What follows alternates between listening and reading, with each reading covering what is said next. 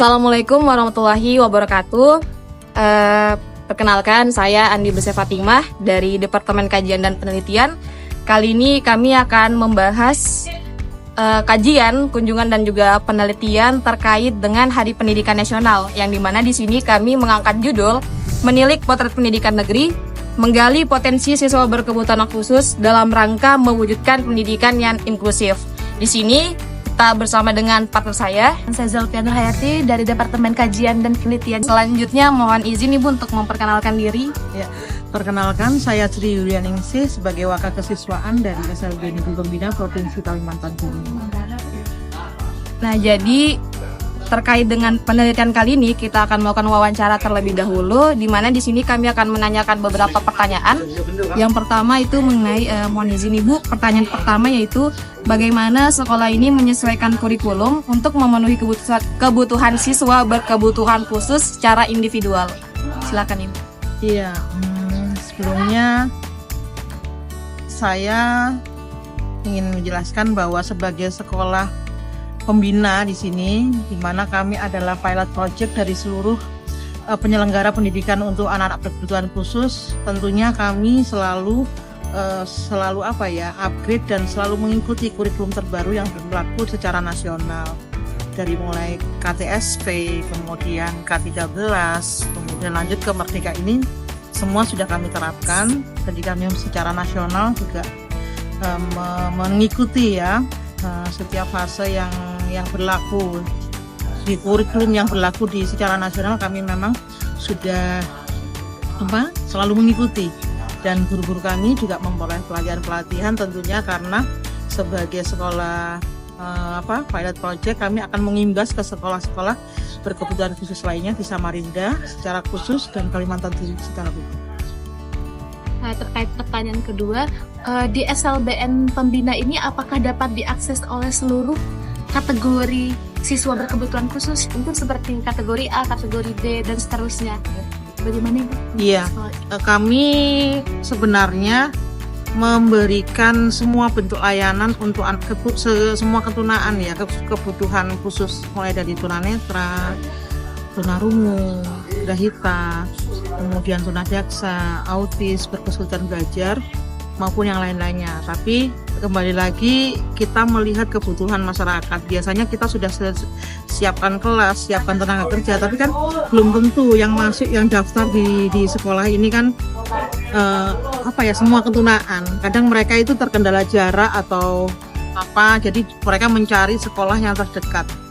Ada beberapa kali atau beberapa tahun kami tidak memperoleh siswa tunanetra sama sekali. Tapi untuk tahun ini ada anak tunanetra yang masuk ke sekolah kami dari sekian tahun kosong untuk siswa tunanetra. Pertanyaan lanjutan, sebelumnya tadi saya bersama rekan sudah melihat ke belakang terkait kondisi di belakang. Itu saya dan rekan melihat adanya fasilitas-fasilitas yang disediakan seperti jalan-jalan yang bertekstur di bawah, serta pegangan-pegangan yang berada di samping dinding. Nah, terkait standar fasilitas, apakah ada standar tertentu di sekolah ini? Ya, sebenarnya untuk gedung di semua fasilitas memang harus menerapkan standar akses untuk ABK atau disabilitas. Jadi seperti tangga itu tidak hanya sekedar tangga, ada jalan yang landai, kemudian reading block itu untuk anak tunanetra, supaya meskipun dia tanpa pendamping, dia bisa menuju ke lokasi yang dia inginkan dengan mengakses itu tadi, reading block. Kemudian untuk pegangan yang ada di dinding itu terutama untuk tunanetra dan anak-anak tunadaksa yang mungkin terkendala fisiknya, dia nggak bisa tegak berjalan, jadi harus pakai pegangan. Standar-standar seperti itu berusaha kami penuhi, mengingat sekolah kami juga adalah sekolah untuk anak berkebutuhan khusus, di mana isinya adalah sebagian besar siswa disabilitas. Ya, sebelumnya saat saya datang, saya ada sedikit berbincang dengan mungkin pembimbing di sebelah sana. Itu bapaknya mengatakan jika sekarang itu sedang diadakannya ujian Bu untuk siswa sekolah dasar dan SMP Iya. Ya.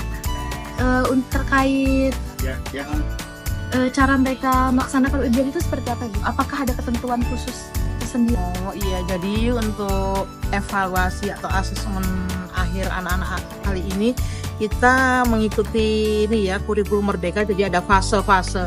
Kalau dulu kan kelas-kelas, nah sekarang itu sistemnya fase. Fase A itu untuk anak usia pola pikir usia berapa sampai berapa gitu kan. Fase B berapa.